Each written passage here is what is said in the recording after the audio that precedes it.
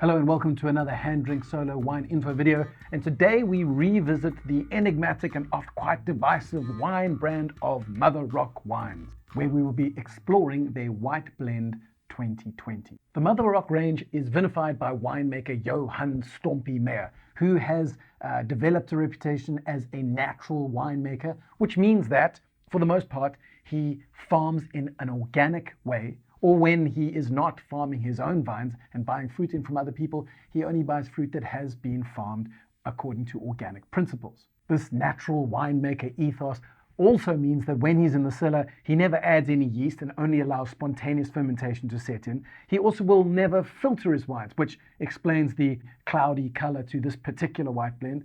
And finally, he almost never adds any sulphur, and if he does add sulphur to the wines, it's always at an amount that is way below the threshold of the most stringent international natural wine proponents or natural wine governing bodies or natural wine festivals that take place around the world. Now, there is no natural wine certification as such. France is experimenting with a natural winemaking method certification that would be allowed to slap on a bottle so that a natural winemaker could inform the public of their intentions and their techniques in the same way that perhaps an organic winemaker might do currently. But when one takes a closer look at the people who bother to make natural wines, the idea of developing a certification that they all agree upon and then getting them to submit to that certification is a little like asking Rage Against the Machine to play live on BBC and then asking them very nicely not to swear during the broadcast. Fuck you, I won't do what you tell me! Fuck you, I won't do.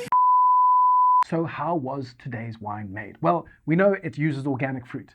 It is also a wine of origin Swartland. In fact, not just any old Swartland, because we know it's quite big. This is far up in the north on Piketberg, up at an altitude of about 1,000 meters above sea level. Now, Johan Stompie Meyer for a long time bought fruit from other farmers, but he's now got his own vineyards called PLATTEKLIP vineyards, which is up on this plateau above 1,000 meters.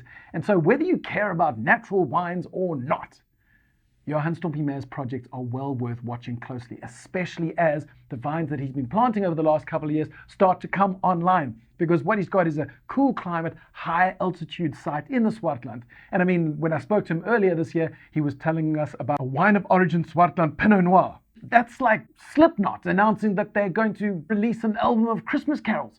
It makes no sense, but you still want to experience it. Okay, so cooler climate, high altitude, organic fruit.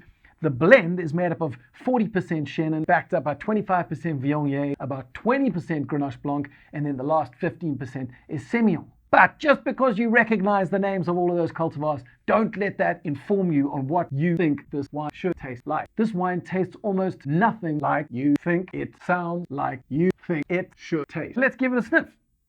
So up front, you get hit pretty early on by some kind of apple cider notes, which are then softened by some sweeter white flower notes and even a little bit of orange sherbet. But then you also know there's something weird going on because there's also a little bit of ginger in there, as well as some wax and yeasty bread notes. Now, it's worth noting at this point that a very small portion, about 3% of this wine, was aged under floor, which is a little blanket of yeast that we'll have to talk about at another time. But that might explain why there are these quite pronounced kind of sourdough elements on the nose. So when we take a sip, it's certainly not a heavyweight, but it is quite a bit more imposing than the relatively low alcohol of 12% would have you expect it to be. The palate is supremely bright, bordering on tart, and it has these amazing, really interesting bitter orange elements, Granny Smith apple, some unripe nectarine, all kind of sprinkled with shavings of candle wax and dustings of sherbet.